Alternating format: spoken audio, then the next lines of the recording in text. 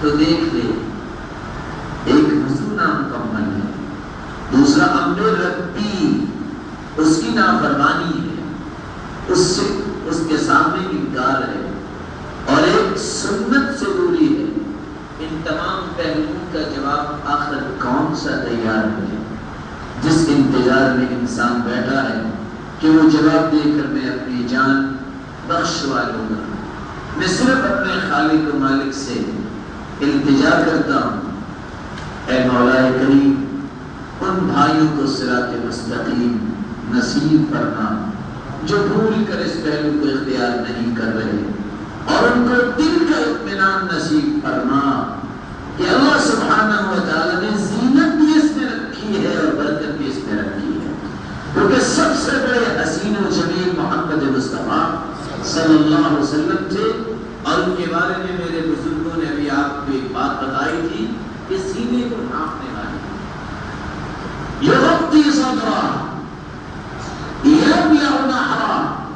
سینے کو ڈھانپنے والی آپ صلی اللہ علیہ وسلم کی داڑھی مبارک تھی۔ سچی بات یہ ہے، آج ایک بیٹی جس نے دینی ہوتی ہے نکاح میں، وہ بھی چہرہ دیکھ کے ہی پسند کر کے ہی نکاح دیتا ہے۔ اگر ترمذی کی روایت کو صحیح مان لیا جائے تو جس نے قیامت کے دن جنت میں 72 حوریں دینی ہے، وہ بغیر چہرہ دیکھے کیسے دیکھے؟ کیسے دیکھے؟ اور جو چند چٹان کے بال اٹھانے میں عار سمجھتا ہے، وہ کل قیامت کو گناہوں کی گٹھڑیاں اور نافرمانیوں کی گٹھڑیاں اٹھا کے پل صراط سے کیسے گزرے گا؟ اللہ میرے ان بھائیوں کو جو دین کو سمجھنے والے تھے لیکن ان سے بھول ہو گئی ہے، اے خالق و مالک ان کو صراط مستقیم کی روشنی نصیب فرما دے، اور اس بھول کو دور کر کے ان کے وضو کو مکمل فرما۔ آپ صلی اللہ علیہ وآلہ وسلم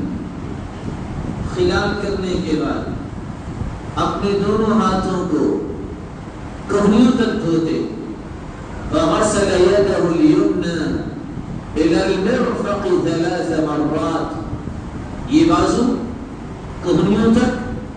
3 مرتبہ دھوتے۔ آپ ویسے بھی اوپر پانی ڈال سکتے ہیں، لیکن اگر تھوڑی سی دقت میں جائیں تو حدیث یہ بتاتی ہے آپ صلی اللہ علیہ وسلم ہاتھ میں پانی ڈال کے اپنی کلائیوں کو یوں گھمایا کرتے تھے۔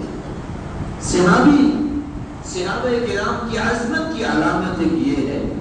کہ وہ ہر اس پہلو کو دقت سے اختیار کرتے کہ ہمارے پیر و مرشد نے کیا کیسے۔ اگر ایک صحابی نے یہ دیکھا کہ آپ صلی اللہ علیہ وسلم کا بٹن کھلا ہوا ہے تو راوی ابو داؤد میں روایت کرتے، سنن ابی داؤد کی روایت ہے، فما رأيت معاوية ولا ابنه في شتاء ولا في صيف إلا مطلقة أزارهما۔ آپ صلی اللہ علیہ وسلم نے جب کسی ضرورت کی وجہ سے یہ بٹن کھولا ہوگا، صحابی نے یہ سمجھا کہ یہ بھی کام مجھے کرنا ہے، گرمی ہوتی ہے سردی ہوتی ہے اپنا بٹن کھول کے رکھنا۔ یہ عظمت، یہ ہے محبت کی نشانی۔ اپنے ہاتھ پہ پانی دے کر اپنے بازو پہ پانی ڈال کے گھماتے، ثم غسل یدہ الیسریٰ مثل ذلک، پھر اپنے بائیں بازو کو کہنی تک دھو لیا کرتے، اور یہ 3 مرتبہ عمل کرتے۔ دونوں ہاتھوں اور بازوؤں کو دھونے کے بعد اپنے سر کا مسح کرتے۔ آپ صلی اللہ علیہ وآلہ وسلم کے صحابی عبداللہ بن زید رضی اللہ تعالی عنہ روایت کرتے ہیں ان رسول اللہ صلی اللہ علیہ وسلم مسح برأسه مسح رأسه بيديه، آپ اپنے سر مبارک کا مسح دونوں ہاتھوں سے کرتے ہیں۔ یہ روایت صحیح بخاری کے بیان کرنے کی ضرورت کیوں پیش آئی؟ ایک لمحے کے لیے رکیے۔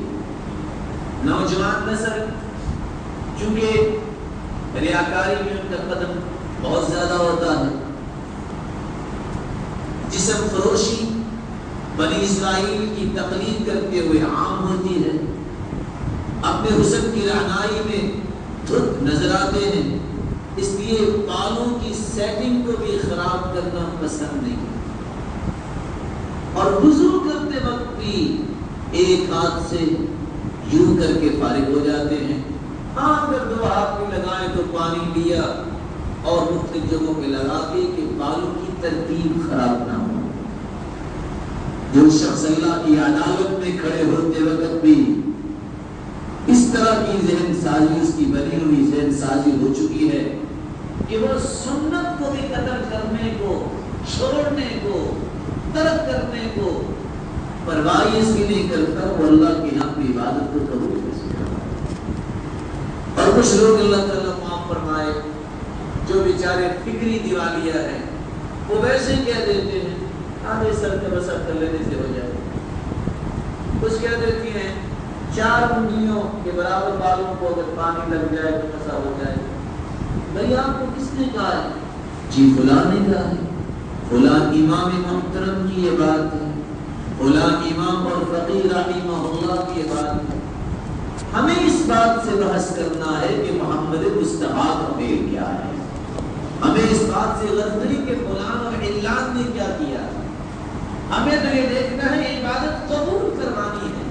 اور اس کی قبولیت کا اصول یہ ہے کہ محمد مصطفیٰ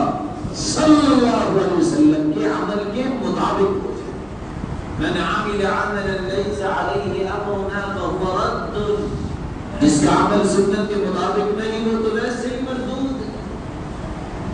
مقبول ہی نہیں۔ تو صحابی بیان کرتے ہیں کہ آپ صلی اللہ علیہ وسلم مسح رأسہ بیدیہ، اپنے سر کا مسح دونوں ہاتھوں سے کرتے، بدأ بمقدم رأسی، جہاں سے سر شروع ہوتا ہے یہاں سے شروع کرتے پانی لگانے کے بعد، ثم زاد بهما إلى قفاه، دونوں ہاتھوں کو گدی تک لے جاتے، ثم ردهما إلى